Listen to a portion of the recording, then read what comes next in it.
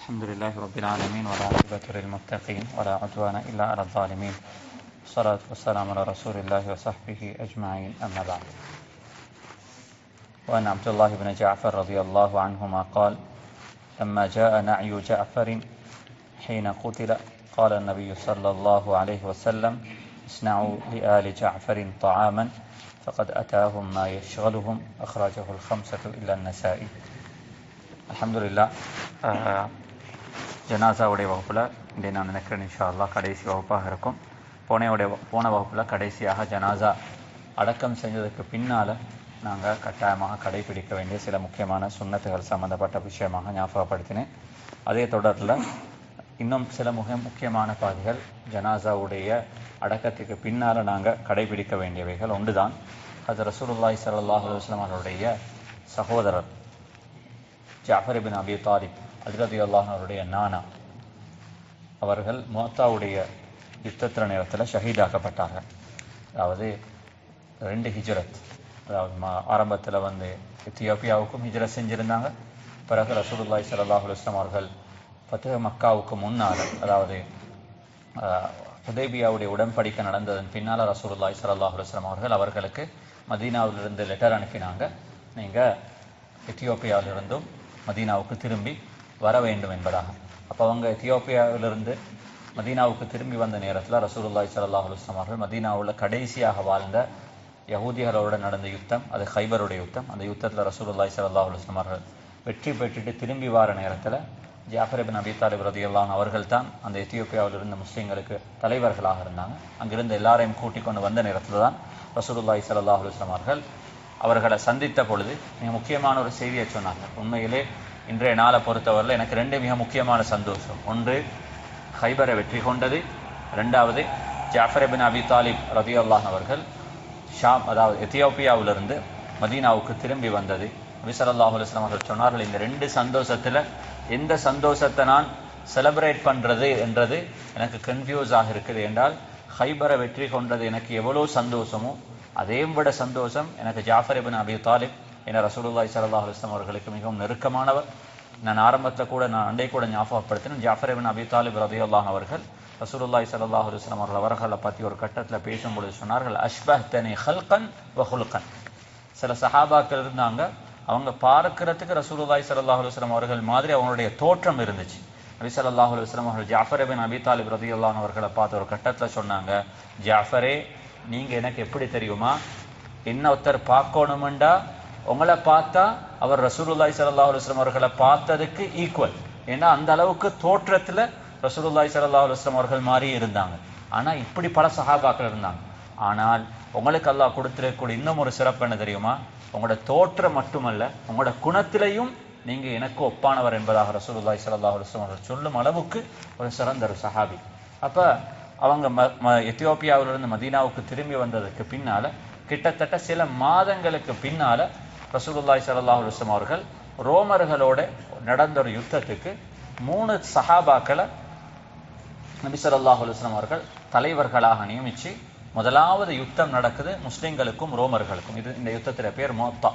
இந்த யுத்தத்தை ரசூலுல்லாஹி ஸல்லல்லாஹு அலைஹி வஸல்லம் அவர்கள் ஒரு அன்சாரி சஹாபிகளும் 2 முஹாஜிர்களையும் தலைவர்களாக அனுப்பினாங்க. அப்படின்னா இதில் யாரால் முத்தர் ஷஹீதானா அவருக்கு பிறகு அடுத்தவர் அந்த யுத்தத்துடைய அந்த படையுடைய பொறுப்பெடுப்பார். அவரும் ஷஹீதாக்கப்பட்டால் 3வது வரக்கூடிய அந்த சஹாபி பொறுப்பெடுப்பார் என்பதாக ரசூலுல்லாஹி ஸல்லல்லாஹு அலைஹி வஸல்லம் அவர்கள் அப்துல்லாஹ் இப்னு ரவாஹா, ஒரு அன்சாரி சஹாபி, பிறகு ரசூலுல்லாஹி ஸல்லல்லாஹு அலைஹி வஸல்லம் மகன் என்பதாக சொல்லப்பட்ட ஸைத் இப்னு ஹாரிஸா, அவருடைய வளர்ப்பு மகன், அவருடைய வீட்டிலேயே வளர்ந்தவர்கள். பிறகு ரசூலுல்லாஹி ஸல்லல்லாஹு அலைஹி வஸல்லம் அவர்களுக்கு குர்ஆனோட ஆயத் இறக்கப்பட்டுச்சு, உங்களுக்கு யாரையும் வளர்ப்பு மகனாக எடுக்க முடியாது. ஆனால் ரசூலுல்லாஹி ஸல்லல்லாஹு அலைஹி வஸல்லம் அவர்கள் பிறகு அவர்களை உரிமை விட்டு அவர்களுக்கு மிகவும் நெருக்கமான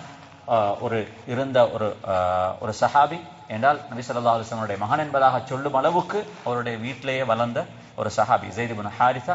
3வது ரசூலுல்லாஹி ஸல்லல்லாஹு அலைஹி வஸல்லம் அவருடைய உறவுக்கு சகோதரராக இருந்த ஜாஃபர் இப்னு அபி தாலிப். இந்த 3 பேரையும் நபி ஸல்லல்லாஹு அலைஹி வஸல்லம் அவர்கள் அந்த படைக்கு தலைவர்களாக, ஒருத்தர் ஷஹீதாக்கப்பட்ட இவருக்கு பிறகு அவர் என்பதாக 3 பேரையும் நபி ஸல்லல்லாஹு அலைஹி வஸல்லம் அவர்கள் தலைவர்களாக ஆக்கி அந்த படையை அனுப்பி வச்சாங்க. நபி ஸல்லல்லாஹு அலைஹி வஸல்லம் அவர்கள் எதிர்பார்த்த மாதிரி உண்மையிலே இது அவர்களுக்கு வஹீனூடாக அல்லாஹ் அறிவிச்சிருந்தது. அப்துல்லாஹ் இப்னு ரவாஹா ரலியல்லாஹு அவர்கள் ஷஹீதாக்கப்பட்டாங்க. பிறகு ஸைத் இப்னு ஹாரிஸா ரலியல்லாஹு அவர்கள் அந்த படைக்கு தளபதியானார்கள், அவரும் ஷஹீதாக்கப்பட்டார்கள். பிறகு ஜாஃபர் இப்னு அபி தாலிப் ரலியல்லாஹு அவர்களும் ஷஹீதாக்கப்பட்டதன் பின்னால முதலாவது தடவையாக இஸ்லாத்தை ஏற்றுக்கொண்ட சில மாதங்கள் இருந்த அந்த நேரத்தில் முதலாவது அந்த படைக்கு ஹாலித் பின் வலீத் ரலியல்லாஹு அவர்கள் அந்த படையுடைய தளபதி, அதாவது பொறுப்பு எடுத்தார்கள். அந்த நேரத்தில் சஹாபாக்கள் வெறுமனே 6000 பேர். சஹாபாக்களுக்கு எதிராக வந்திருந்த ரோமர்களுடைய எண்ணிக்கை 1,00,000க்கும் மேற்பட்டவர்கள். வெறுமனே 60 சஹாபாக்கள் மட்டும் ஷஹீதாக்கப்பட்ட நிலைமையில அந்த படையை பாதுகாப்பாக அவர்கள் மக்காவுக்கு எடுத்து வந்தார்கள். அவர்களை திரும்பி, அதாவது விரட்டி வந்து அவர்களை அட்டாக் பண்றதுக்கும் அந்த ரோமர்கள் பயப்படும் அளவுக்கு ஹாலித் பின் வலீத் ரலியல்லாஹு அவர்கள் அன்றைய நாளுடைய அந்த 6000 சஹாபாக்களை 1,00,000 சஹாபாக்களுக்கு முன்னால் நடந்த யுத்தத்தில் ஒரு பெரும் வெற்றியோடு அவர்கள் திரும்பி வந்த பொழுதுதான் ரசூலுல்லாஹி ஸல்லல்லாஹு அலைஹி வஸல்லம் அவர்கள் சொன்னார்கள், ஹாலித், நீங்க சாதாரணமான ஒரு மனிதர் அல்ல, நீங்க அல்லாஹ்வுடைய வாள் என்பதாக. அன்றைய நாள் தான் அவர்களுக்கு ரசூலுல்லாஹி ஸல்லல்லாஹு அலைஹி வஸல்லம் சைஃபுல்லா என்ற இந்த பட்டத்தை கொடுத்தது அன்றைய நாள். அன்றைய நாளில் இருந்தும் அவர்கள் வஃபாத்தாகும் வரும் வரைக்கும் கிட்டத்தட்ட 30க்கும் மேற்பட்ட யுத்தங்கள்ல அவர்கள் தலைமை தாங்கினார்கள். அவர்கள் மரணிக்கும் வரும் வரைக்கும் தன்னுடைய வாழ்க்கையில எந்த யுத்தத்திலையும் அவர்கள் தோல்வி என்றது அவர்கள் சந்திக்கவே இல்லை. என்றால் அதனாலதான் உமர் இப்னு கத்தாப் ரலியல்லாஹு அவர்கள் ஹலீஃபாவாக ஆனதுக்கு பின்னால அவரை ஆர்மி கமாண்டர் போஸ்ட்ல இருந்து கலட்டினாங்க. ஏன்னா முஸ்லிம்களுக்கு ஒரு ஈமான் வந்துட்டு ஏதாவது ஒரு படைக்கு ஹாலித் பின் வலீத் ரலியல்லாஹு அவர்கள் தலைமை தாங்கினால் அங்க முஸ்லிம்களுக்கு என்னத்த வெற்றி தான், அந்த படைக்கு தோல்வி இல்லை. உமர் ரலியல்லாஹு அவர்கள் அந்த சமூகத்துக்கு, முஸ்லிம் உம்மத்தினர்களுக்கு விளங்கத்துக்கு ஆசைப்பட்டாங்க. வெற்றி என்றது ஹாலிதினுள்ளாக இந்த உம்மத்தினருக்கு கிடைக்கிறதல்ல, இது யார்கிட்டிருந்து கிடைக்கணும்? இது அல்லாஹ்விடத்திலிருந்து கிடைக்கணும் என்ற இந்த ஈமான இந்த உம்மத்தினர்களுக்கு விளங்கப்படுத்தணும் என்றதுக்காக வேண்டி உமர் ரலியல்லாஹு அவர்கள் அவரை தலைமை பதத்துக்கு இருந்த ஆர்மி கமாண்டர் என்ற அந்த போஸ்ட்ல இருந்து என்ன செஞ்சாங்க, அவருடைய கிலாபத்தில் கலட்டினாங்க. தன்னுடைய மௌத்து வரும் வரைக்கும் அவர்களை அதே அந்தஸ்தெல்லாம் வச்சிருந்தாங்க. அதனால தான் ஹாலித் பின் வலீத் ரலியல்லாஹு அவர்கள் இன்றைக்கு இருக்கக்கூடிய சிரியாவுடைய ஹெம்ஸ், அங்கு இன்றைக்கும் அவருடைய கபர் இருக்குது. ஹெம்ஸ்ல தான் ஹாலித் பின் வலீத் அவர்கள் வஃபாத்தானார்கள். அவர்கள் வஃபாத்தானது சாதாரணமான ஒரு மௌத். அந்த கட்டத்தில் அவர்கள் அந்த மௌத்தை சரியான கஷ்டப்பட்டு தான் அவர்கள் அந்த மௌத்தை அக்செப்ட் பண்ணினாங்க. ஏண்டா சொன்னாங்க, ஏண்ட உடம்புல இப்படி ஒரு சான் அளவு என் தலையிலிருந்து கால் வரும் வரங்காட்டியும் என் உடம்புல ஒரு சான் இடம் இல்லை. அந்த இடத்துல ஒன்றோ வால் வெட்டொண்டு இருக்கும், அல்லது ஒரு ஈட்டியால தாக்கப்பட்டிருக்கும், அல்லது ஏதோ ஒரு காயம். யுத்தத்துல போய் எனக்கு காயம் ஏற்படாத என் காலிலிருந்து தலையிலிருந்து கால் வரும் வரங்காட்டியும் ஒரு சான் கூட இடம் இல்லை. அப்படியாப்பட்டவனாக நான் வாழ்ந்துட்டு கடைசியாக ஒரு ஆடு மாடு ஒட்டகம் மவுத் சாகிறது மாதிரி நான் பெட்ல சாகிறத நினைச்சு நான் கவலைப்படுறேன். ஆனா இப்படியாப்பட்ட ஒரு மௌத்தை நான் எதிர்பார்க்கல என்பதாக அழுதுதான் அவருடைய மௌத்தை என்ன செஞ்சாங்க, அவர்கள் முகம் கொடுத்தார்கள். உலமாக்கள் பின்னால் எழுதியிருக்கிறாங்க, ஏன் ஹாலித் பின் வலீத் ரலியல்லாஹு அவர்களுக்கு அல்லாஹ் இவ்வளவு யுத்தங்கள்ல பங்கு பெற்றதுக்கான சந்தர்ப்பங்களை கொடுத்தும் ஏன் அல்லாஹ் அவர்களுக்கு ஷஹாதத்துடைய அந்த அந்தஸ்தை கொடுக்கல என்றால், ரசூலுல்லாஹி ஸல்லல்லாஹு அலைஹி வஸல்லம் அவர்களுக்கு வச்ச பேர் அல்லாஹுடைய வாள். அல்லாஹுடைய வாள் யாராலும் என்ன செய்ய முடியாது, உடைக்கப்பட முடியாது என்றதுனால தான் அல்லாஹ் அவர்களுக்கு ஷஹாதத்துடைய பாக்கியத்தை கொடுக்காம சாதாரணமான மௌத்தை எழுதியிருந்தது. எனவே இப்படி ஒவ்வொரு சஹாபாக்களுக்கும் இப்ப இந்த யுத்தத்துல போயிருந்த ஜாஃபர் இப்னு அபி தாலிப் ரலியல்லாஹு அவர்கள் ஒரு நபி ஸல்லல்லாஹு அலைஹி வஸல்லம் அவர்களுக்கு மிகவும் நெருக்கமானவர்கள். இந்த யுத்தத்துல போயிருந்தவங்க ஷஹீதாக்கப்பட்டாங்க. குழந்தைகள் எல்லாம் சின்ன குழந்தைகள். இந்த செய்தி ரசூலுல்லாஹி ஸல்லல்லாஹு அலைஹி வஸல்லம் அவர்களுக்கு அறிவிக்கப்பட்டுச்சு. இப்படித்தான் யுத்தத்துல போன அவர்கள் எதிர்பார்த்த மாதிரி இந்த 3 பேரும் ஷஹீதாக இருக்கிறாங்க.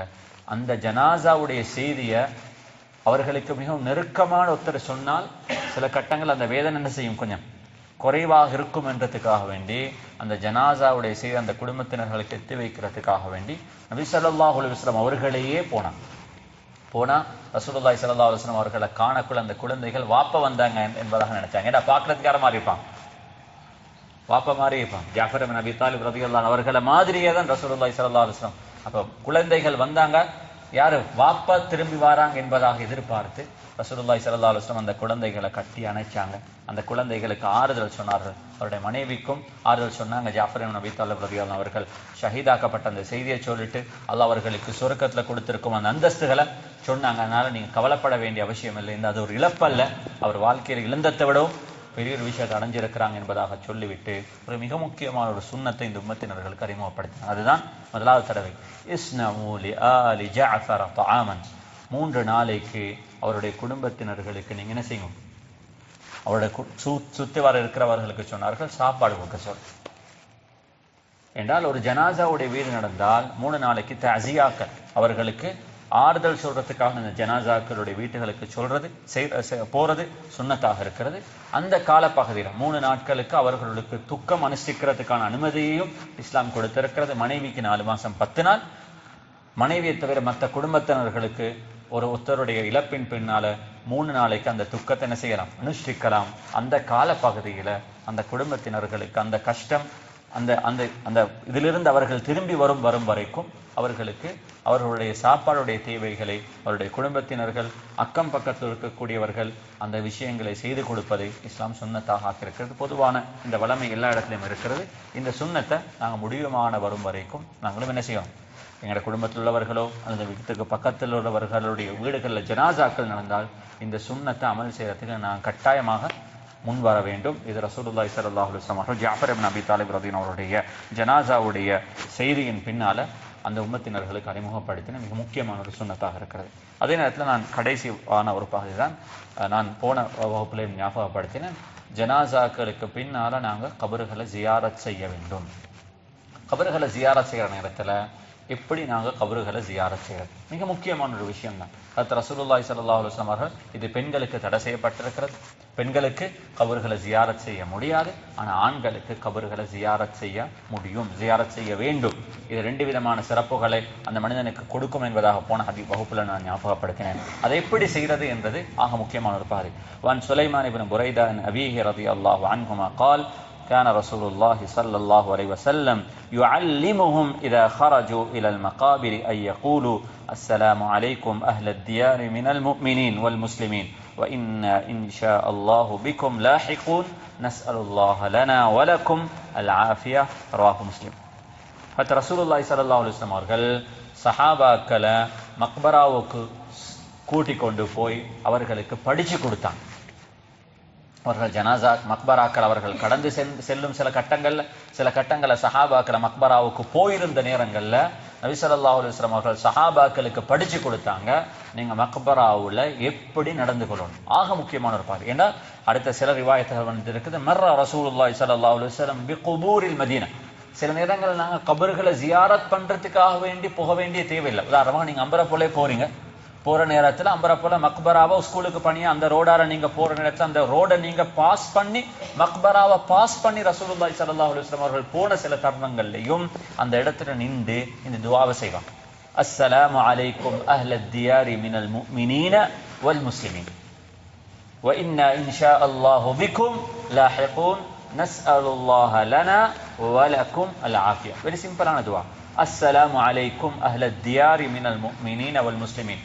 இங்கு அடக்கம் செய்யப்பட்டிருக்கக்கூடிய முஸ்லிம்கள் முஃமின்களுக்கு அல்லாஹ்வுடைய சலாமும் சாந்தியும் உருவாகட்டும். சலாம் சொல்றது நாங்க உயிரோடு இருக்கிறவர்களுக்கு சலாம் சொல்றது போன்று கபர்ல அடக்கம் செய்யப்பட்டவர்களுக்கு சலாம் சொல்றத ரசூலுல்லாஹி ஸல்லல்லாஹு அலைஹி வஸல்லம் சுன்னத்தாக்கி இருக்கிறாங்க. உயிரோடு இருக்கிறவருக்கு நீங்க சலாம் சொன்னா அவர் உங்களுக்கு பதில் சொல்றது வாஜிப். அந்த பதில் சொல்றது உங்களுக்கு என்ன செய்யும், கட்டாயமாக கேட்கும். ஆனா கபர்ல இருக்கிறவர்களுக்கு நாங்க சலாம் சொல்லுவோம், அது எங்கட கடமை. ஆனா அவர்கள் அந்த சலாத்துக்கு சொல்ற ரிப்ளை எங்களுக்கு கேட்காது. அவ்வளவுதான். இங்க நாங்க சலாம் சொல்லுவோம், சொல்லப்பட்டவர் ரிப்ளை பண்ணுவாரு, அது கேட்கும் எங்களுக்கு. கபர்ல இருக்கிறவர்களுக்கு சலாம் சொல்லுவோம், ஆனா அந்த சலாத்துக்கான பதில் எங்களுக்கு.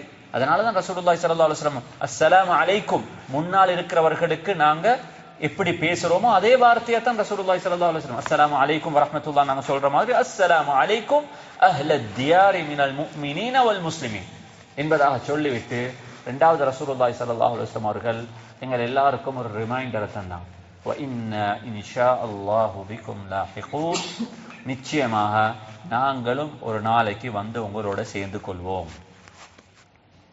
நீங்க எல்லாம் இங்கிருந்துட்டு போன மாதிரி நாங்களும் இங்கிருந்துட்டு என்ன செய்வோம், ஒரு நாளைக்கு உங்களோட வந்து சேர்ந்து கொள்வோம் என்பதாக சொல்லிட்டு ரசூலுல்லாஹி ஸல்லல்லாஹு அலைஹி வஸல்லம் சொன்னாங்க, மூணாவது உங்களுக்கும் அவங்களுக்கும் சேர்த்து துஆ செய்யுங்க. நஸ்அலுல்லாஹ லனா வலக்கும் அல் ஆஃபியா. அல்லாஹ் ஆஃபியத்தான ஒரு வாழ்க்கையை எனக்கும் உங்களுக்கும் தரட்டும். இந்த வாழ்க்கையை எனக்கு ஆஃபியத்தாக்கி வைக்கட்டும். கபருடைய வாழ்க்கையை உங்களுக்கு அல்லாஹ் ஆஃபியத்தாக ஆக்கி வைக்கட்டும் என்பதாக துஆ செய்வார்கள் ரசூலுல்லாஹி ஸல்லல்லாஹு அலைஹி வஸல்லம் அவர்கள். இந்த துஆவை சஹாபாக்களுக்கும் ரசூலுல்லாஹி ஸல்லல்லாஹு அலைஹி வஸல்லம் அவர்கள் படிச்சு கொடுத்தாங்க. நீங்களும் மக்பராக்களுக்கு போனால் இந்த துஆவை செய்யுமாறு. அப்ப நான் கட்டாயம் இந்த துஆவை பாடமாக்கிக்கொள்ளணும். என்ன துஆ? அஸ்ஸலாமு அலைக்கும் அஹ்லத் தியாரி மினல் முஃமினீன வல் முஸ்லிமீன் வ இன்னா இன்ஷா அல்லாஹு பிக்கும் லாஹிகூன் நஸ்அலுல்லாஹ லனா வலக்கும் அல் ஆஃபியா. எனவே இந்த ஒரு துஆ கட்டாயமாக நாங்கள் கேட்கறது மிக முக்கியமான சுன்னத்தாக இருக்குது. அடுத்த கடைசியாக நாங்கள் மௌத்தானதுக்கு பின்னால, குறிப்பாக மௌத்தானவர்கள் எங்களை பெற்றோர்களாக இருந்தால் அவர்களுக்கு செய்ய வேண்டிய மிக முக்கியமான சில கடமைகளை பற்றி நான் போன வகுப்பில் ஞாபகப்படுத்தினேன். உண்டு, அவருடைய குடும்பத்தினர்களை சேர்ந்து வாழ்றது. ரெண்டாவது, நாங்கள் செய்யக்கூடிய எல்லா நற்கர்மங்கள்லையும் அவர்களுக்கு பங்கு இருக்குது. அது ஹதீஸ்ல வந்திருக்குது, வலதுன் சாலிஹுன் யதுஉ லஹு. அந்த பெற்றோருக்காக வேண்டி துஆ செய்யக்கூடிய குழந்தைகள் நிச்சயமா அவருடைய துஆ, அவருடைய எல்லா நல்லமல்களையும் அந்த பெற்றோருக்கு பங்கு இருக்குது. எனவே நாங்கள் ஒரு சாலிஹான குழந்தைகளா என்ற பெற்றோட வஃபாத்துக்கு பின்னால் இருக்கிறது அந்த குழந்தை பெற்றோருக்கு செய்யும் மிக பெரும் ஒரு உபகாரமாக இருக்குது. மூணாவது விஷயம், அந்த பெற்றோர்களுக்காக வேண்டிய சதகாக்கள் செய்யறது. அது எப்படியும் செய்யலாம். அது வக்ஃபுகளாக செய்யலாம், சாதாரணமான சதகாக்களாக இருக்கலாம். நான் ஒரு ஆலிமை சந்திச்சேன். அவர் 17 நாளும் அவருடைய வாழ்க்கையில நீங்க சதகாக்கள் 2 வாரணத்துல எல்லாமே லட்சக்கணக்கு தான் கொடுக்கணும் என்ற அவசியம் இல்லை. 10 ரூபாவாக இருக்கலாம், அது 100 ரூபாவாக இருக்கலாம், அது 1000 ரூபாவாக இருக்கலாம். 7 நாளுக்கான சதகாக்களை வச்சிருக்கிறார். அவர் நான் பேசின இடத்துல அவர் சொன்னாரு, அவருடைய வெள்ளிக்கிழமை நாள் அவருடைய வளமையான ஒரு சதக்கா இருக்குது. அது அவருடைய உம்மாவோட பேர்ல அவர் செய்யற சதக்கா. அவர் திங்கக்கிழமை நாள்ல ஒரு சதக்கா வச்சிருக்கிறாரு. அது அவருடைய வாப்பட பேர்ல செய்யற சதக்கா. ஒவ்வொரு வெள்ளிக்கிழமையும் ஏதோ ஒரு சதக்கா செய்வாரு. அது அவருடைய உம்மாக்காக வேண்டி. ஒவ்வொரு திங்கக்கிழமையும் ஒரு சதக்கா செய்வாரு. அது அவருடைய வாப்பக்காக வேண்டி. ஏதோ ஒன்று. அப்ப பெற்றோர்களுக்காக வேண்டிய குழந்தைகள் செய்யும் சதக்காக்கள் கட்டாயமாக போய் சேரும். அது சதக்கா எந்த ஒருத்தருக்கு சாப்பாடாக கொடுக்கலாம், சல்லியாக கொடுக்கலாம், உதவியாக இருக்கலாம். எனவே ஏதோ ஒரு அடிப்படையில பெற்றோர்களுக்காக வேண்டி நாங்கள் செய்யும் சதக்காக்கள் இது பெற்றோர்களுக்கு போய் சேரும். மிக முக்கியமான ஒரு அமலாக இருக்குது. இந்த விஷயத்தை செய்யலாம். அடுத்த மிக முக்கியமான ஒரு பகுதி தான் அவர்களுக்காக வேண்டி இஸ்திக்ஃபார் செய்யறது, அவர்களுக்காக வேண்டி துஆ செய்யறது. அவர்களுக்காக வேண்டி இஸ்திக்ஃபார், அவர்களுக்காக வேண்டி துஆ. இந்த ரெண்டும் ஒரு குழந்தைகள் குறைஞ்சபட்சம் எங்களோட ஃபர்தான தொழுகைகள்ல அல்லது ஃபர்தான தொழுகைகளுக்கு பின்னால ரப்பிர்ஹம்ஹுமா கமா ரப்பயானி ஸகீரா, ரப்பிக்ஃபிர்லி வலிவாலிதைய வலிமன் தഖல பைத்திய முஃமினன் வலில் முஃமினீன வல் முஃமினாத்.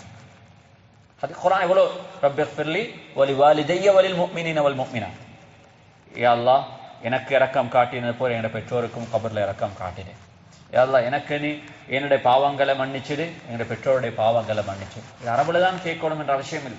ஏதோ அரபுலையோ தமிழ்லையோ குறைஞ்சது ஒவ்வொரு ஃபர்தான தொழுகைகளுக்கு பின்னால ஒவ்வொரு நாள் குறைஞ்சது எங்களோட தஹஜ்ஜத்துடைய தொழுகைகளை எங்களுடைய பெற்றோர்களுக்காக வேண்டிய துஆ செய்கிறது.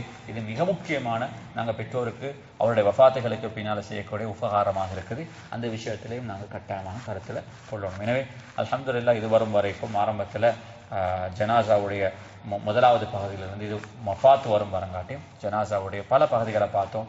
அவைகள் எல்லாமே ரசூலுல்லாஹி ஸல்லல்லாஹு அலைஹி வஸல்லம் இந்த உம்மத்தினர்களுக்கு ஜனாசாவுடைய விஷயத்தில் நாங்கள் எப்படி நடந்து கொள்ளணும், என்ன செய்யணும் என்ற பல பகுதிகள். இதில் சில விஷயங்கள் எங்களுக்கு தெரிஞ்சிருந்திருக்கலாம், இன்னும் பல விஷயங்கள் எங்களுக்கு தெரியாதவைகளாக இருக்கலாம். எனவே கட்டாயமாக இவைகளை வெறுமனை கேட்டு மறக்கிறது இல்லாமல் எங்களோட குடும்பங்களில் வரக்கூடிய ஜனாசாக்களில் இந்த சுன்னத்துக்களை அமல் செய்வோம், இந்த முறைகளை பேணுவோம். அப்படியாப்பட்ட ஜனாசாக்களாக அமைந்தால் நிச்சயமாக அந்த ஜனாசாக்கள் அந்த மையத்துகளுக்கு நாங்கள் செய்யக்கூடிய அந்த ஃபர்து கிஃபாயாவான கடமையை முறையாக அழகாக செய்கிறதுக்கான ஒரு சந்தர்ப்பமாக இது அமையும். அதனை அல்லாஹ் சுப்ஹானஹு வ தஆலா எங்கள் எல்லாருடைய மௌத்துகளையும் அழகாக ஆக்கி வைப்பானாங்க. நாங்கள் மௌத்தானதுக்கு பின்னால் அந்த ஃபர்து கிஃபாயாவுடைய கடமையை முறையாக அழகாக செய்யக்கூடிய சமூகமாக அல்லாஹ் சுப்ஹானஹு வ தஆலா எங்கள் எல்லாரையும் ஆக்கி வைப்பானாக. என்னென்ன நல்ல விஷயங்களை கேட்டோமோ அந்த விஷயங்களை வாழ்க்கையில் அமல் செய்யக்கூடிய பாக்கியத்தை அல்லாஹ் எனக்கும் உங்களுக்கும் நசீபாக்குவானாக. ஆখিরাত அவானா அல்ஹம்துலில்லாஹி ரப்பில் ஆலமீன். வஸ்ஸலாமு அலைக்கும் வரஹ்மத்துல்லாஹி வபரகாத்துஹு. சுப்ஹானக்கல்லாஹும்ம பிஹம்திக் அஷ்ஹது அல்லா இலாஹா இல்லா அன்த அஸ்தக்ஃபிருக வ அத்தூபு இலைக். ஸல்லல்லாஹு அலா நபியில் உம்மி வ அலா ஆலிஹி வ ஸஹ்பிஹி வஸல்லம்.